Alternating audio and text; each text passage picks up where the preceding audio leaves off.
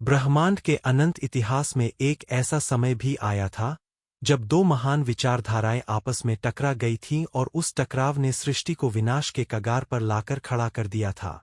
यह युद्ध केवल दो व्यक्तियों के बीच नहीं, बल्कि भौतिक सुखों के अहंकार और वैराग्य की शांति के बीच था।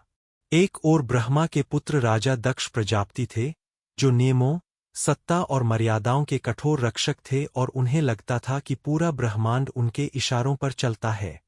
दूसरी ओर कैलाशपति महादेव शिव थे, एक ऐसे अघोरी जिनके लिए संसार के नियम और प्रतिष्ठा कोई मूल्य नहीं रखते थे, जो श्मशान की भस्म लपेटते थे और जिनके साथी भूत प्रेत थे। दक्ष को शिव के इस फक्कड़पन से घृणा थी और यह नफरत तब ज्वालामुखी की तरह फूट पड़ी जब एक सभा में शिव ने दक्ष के सम्मान में खड़े होने से इनकार कर दिया। दक्ष के अहंकार को यह अपनी घोर पराजय लगी और उन्होंने उसी क्षण यह ठान लिया कि वे शिव को पूरी दुनिया के सामने नीचा दिखाएंगे, चाहे इसके लिए उन्हें अपनी पुत्री सती के सुखों की ही बलि क्यों न चढ़ानी पड़े। इसी प्रतिशोध की आग में जलते हुए दक्ष ने कनखल, जो आज का हरिद्वार है, वहां एक अत्यंत भव्य और विशाल यज्ञ का आयोजन किया, जिसे बृहस्पति सर्व कहा गया। यह यज्ञ किसी देवता की आराधना या पुण्य कमाने के लिए नहीं, बल्कि महादेव शिव का अपमान करने के लिए रचा गया एक षड्यंत्र था। दक्ष ने तीनों लोकों में निमंत्रण भेजे, स्वर्ग से इंद्र, बैकुंठ से विष्णु, ब्रह्मलोक से ब्रह्मा और सभी यक्षगंधर्वों को बुलाया गया, लेकिन जानबूझकर कैलाश के स्वामी शिव और अपनी ही पुत्री सती को इस उत्सव से बाहर रखा गया। उस दिन आसमान देवताओं के विमानों से पटा पड़ा था और माता सती ने जब कैलाश से उन सजेदजे विमानों को अपने पिता के घर की ओर जाते देखा, तो एक पुत्री का मन विचलित हो उठा। सती को लगा कि शायद पिता जल्दबाजी में बुलाना भूल गए होंगे। आखिर पिता के घर जाने के लिए किसी निमंत्रण की क्या आवश्यकता। उन्होंने महादेव से चलने का आग्रह किया, लेकिन शिव जो त्रिकालदर्शी थे, उन्हें आने वाले प्रलय का आभास था।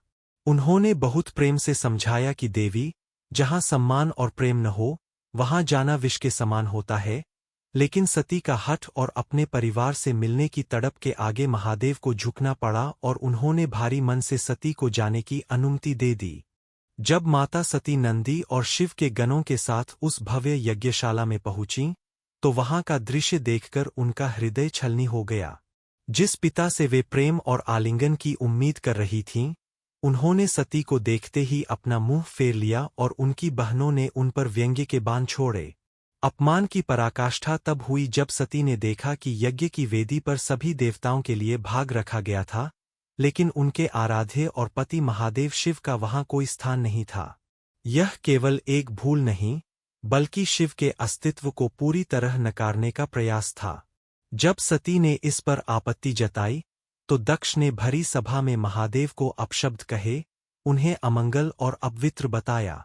अपने पति के प्रति ऐसी अपमानजनक भाषा सुनकर सती के भीतर की आदि शक्ति जागृत हो उठी। उन्होंने गरजते हुए कहा कि जिस शरीर ने इन अपमानजनक शब्दों को सुना है और जो शरीर इस अहंकारी दक्ष के रक्त से बना है, उसे अब वे धारण नहीं करेंगी। उसी क्षण सती ने योग की अग्नि प्रज्वलित की और अपने प्राणों की आहुति उस यज्ञ कुंड में दे दी, जिससे पूरे ब्रह्मांड में हाहाकार मच गया।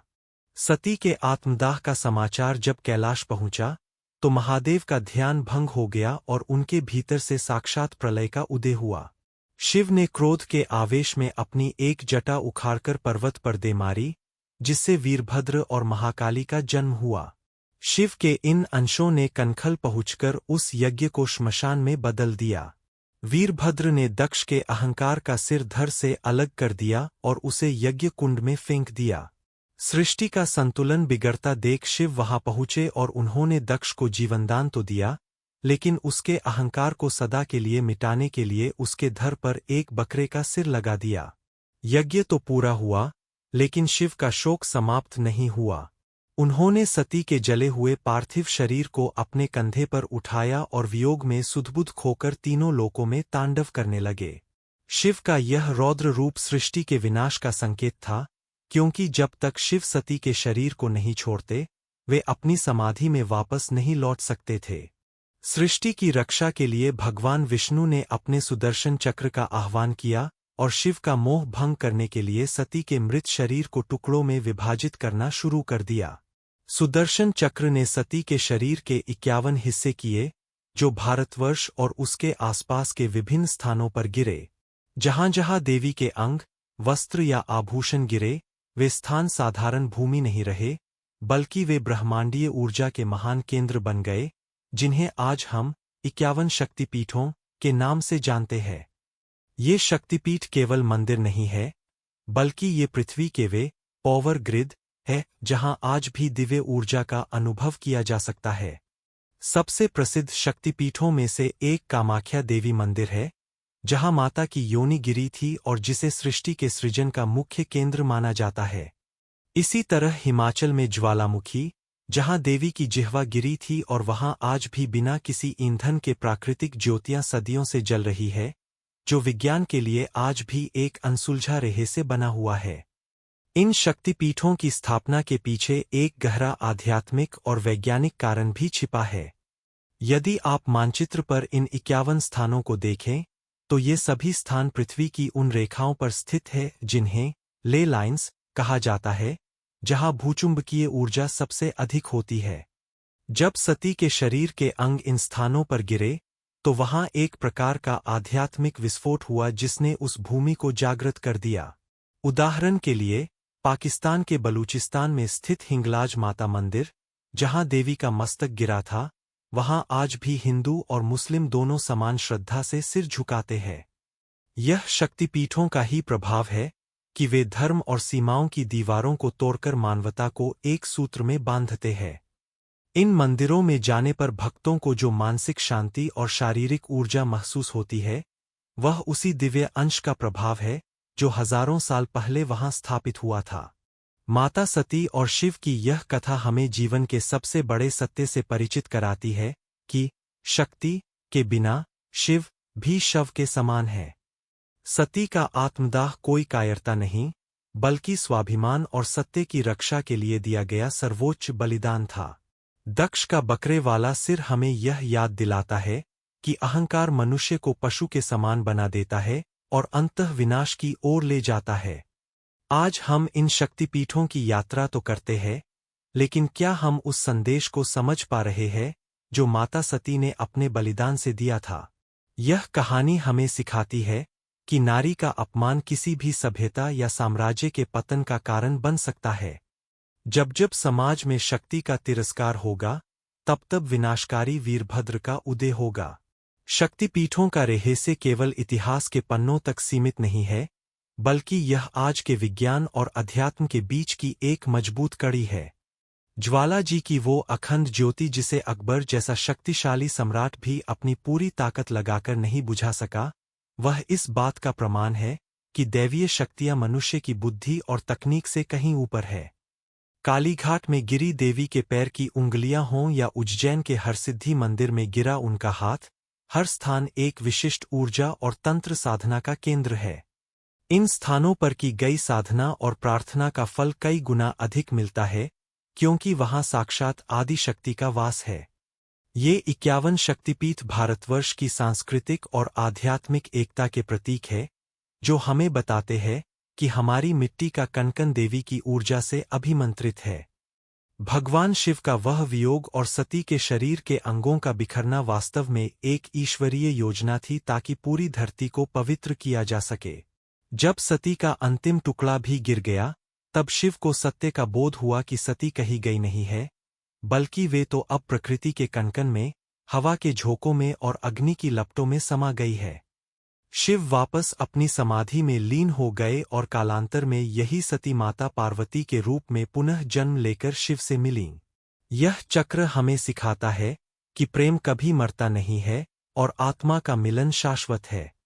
शक्तिपीठों की यह यात्रा केवल दर्शनीय स्थलों की सैर नहीं है, बल्कि यह अपनी आंतरिक चेतना को जगाने और उस महान ब्रह्मांडीय ऊर्जा से जुड़ने का एक मार्ग है। आज के इस आधुनिक युग में, जहां हम अक्सर अपने मूल और अपनी जड़ों को भूलते जा रहे हैं, सती और शक्तिपीठों की यह गाथा हमें वापस अपनी संस्कृति की गहराई में ले जाती है। यह हमें याद दिलाती है कि हमारे पूर्वजों ने केवल कल्पना के आधार पर ये मंदिर नहीं बनाए थे, बल्कि उनके पीछे एक गहरा भौगोलिक और आध्यात्मिक विज्ञान था। इन मंदिरों की बनावट, उनकी स्थिति और वहां होने वाले चमत्कार आज भी शोधकर्ताओं को अपनी ओर आकर्षित करते हैं। शक्ति की यह महिमा हमें यह सोचने पर मजबूर करती है कि इस दृश्य जगत के पीछे एक ऐसी अदृश्य शक्ति काम कर रही है जो पूरे ब्रह्मांड का संचालन कर रही है और जिसका केंद्र हमारे ही देश की इस पवित्र भूमि में छिपा हुआ है। शक्तिपीठों का महत्व केवल धार्मिक अनुष्ठानों तक ही सीमित नहीं है, बल्कि यह नारी शक्ति के सशक्तिकरण का सबसे प्राचीन और जीवंत उदाहरण है। सती ने यह सिद्ध किया कि यदि सम्मान को ठेस पहुँचे तो वह अपने प्राणों का उत्सर्ग करने से भी पीछे नहीं हटेंगी। यह कथा आज के समाज के लिए एक चेतावनी भी है कि हम अपनी बेटियों और महिलाओं का सम्मान करना सीखें, अन्यथा दक्ष जैसा अहंकार और उसका विनाश दूर नहीं है। सती का बलिदान हमें यह सिखाता है कि सत्य के लिए खड़ा होना और अधर्म का विरोध करना ही वास्तविक धर्म है। जब हम कामाख्या या हिंगलाज के दरबार में खड़े होते हैं तो हमें उस महान शक्ति का अनुभव होता है जो हमें निर्भय बनाती है। यह रहस्यमय शक्तिपीठ आज भी उन लोगों के लिए एक चुनौती है जो केवल तर्क और बुद्धि से सब कुछ नापना चाहते हैं। विज्ञान आज तक यह नहीं बता पाया कि कामाख्या में नदी का पानी 3 दिन के लिए लाल क्यों हो जाता है या ज्वाला जी की लौ बिना किसी स्रोत के कैसे जलती रहती है। ये चमत्कार हमें यह याद दिलाते हैं कि ब्रह्मांड में ऐसी कई चीजें हैं जो मानवीय समझ से परे है और जिन्हें केवल श्रद्धा और भक्ति से ही समझा जा सकता है। ये 51 स्थान आज भी जागृत अवस्था में है और जो भी वहां सच्चे मन से जाता है उसकी ऊर्जा का स्तर बदल जाता है। यह सनातन धर्म की वह महान धरोहर है जो समय की हर कसौटी पर खरी उतरी है और आज भी करोड़ों लोगों की आस्था का केंद्र बनी हुई है। इस पूरी गाथा का निचोड़ यह है कि अहंकार का अंत हमेशा दुखद होता है और प्रेम व श्रद्धा की विजय होती है। शिव का वियोग और सुदर्शन चक्र का प्रहार, यह सब सृष्टि के कल्याण के लिए रची गई एक लीला थी। यदि सती का शरीर नहीं बिखरता तो शायद हमें ये 51 ऊर्जा केंद्र नहीं मिलते। आज ये शक्तिपीठ हमें यह एहसास कराते हैं कि ईश्वर कहीं बाहर नहीं, बल्कि इसी मिट्टी में, इन्हीं तीर्थों में और हमारे भीतर की श्रद्धा में मौजूद है। सती और शिव का मिलन और वियोग ब्रह्मांड की सबसे बड़ी प्रेम कहानी है जो हमें त्याग, बलिदान और पुनर्जन्म के चक्र को समझने की दृष्टि देती है। साथियों, मुझे पूरी उम्मीद है कि आज की इस बहुत ही विस्तृत और आध्यात्मिक चर्चा से आपको माता सती के बलिदान और 51 शक्तिपीठों के वास्तविक महत्व के बारे में कई नई और रोमांचक जानकारियां मिली होंगी। इन शक्तिपीठों की कथा केवल अतीत की कोई कहानी नहीं है, बल्कि यह आज भी हमारे जीवन को प्रभावित करने वाली एक जीवंत ऊर्जा है। अपने इतिहास और अपनी आध्यात्मिक विरासत को जानना ही खुद को जानने की दिशा में पहला कदम है। हमें अपनी इन प्राचीन परंपराओं पर गर्व होना चाहिए और उनके पीछे छिपे वैज्ञानिक और दार्शनिक तथ्यों को नई पीढ़ी तक पहुंचाना चाहिए ताकि हमारी संस्कृति की यह ज्योति हमेशा जलती रहे। अगर आपको यह वीडियो और शक्तिपीठों का यह रहस्य पसंद आया हो तो अपनी राय और अपने अनुभव हमें कमेंट बॉक्स में जरूर बताएं। क्या आपने कभी किसी शक्तिपीठ की यात्रा की है और वहां आपको कैसा अनुभव हुआ, यह साझा करना न भूलें। इस वीडियो को अपने उन मित्रों और परिवार के सदस्यों के साथ भी शेयर करें जो धर्म और विज्ञान के इस अनोखे मिलन को समझना चाहते हैं। ज्ञान की इस अद्भुत यात्रा में हमारे साथ बने रहने के लिए आप सभी का बहुत बहुत धन्यवाद। हम जल्द ही मिलेंगे एक नए और रहस्यमय विषय के साथ जो आपकी सोच को एक नई ऊंचाई देगा। तब तक के लिए अपनी श्रद्धा बनाए रखें और सदा खुश रहें। जय माता दी।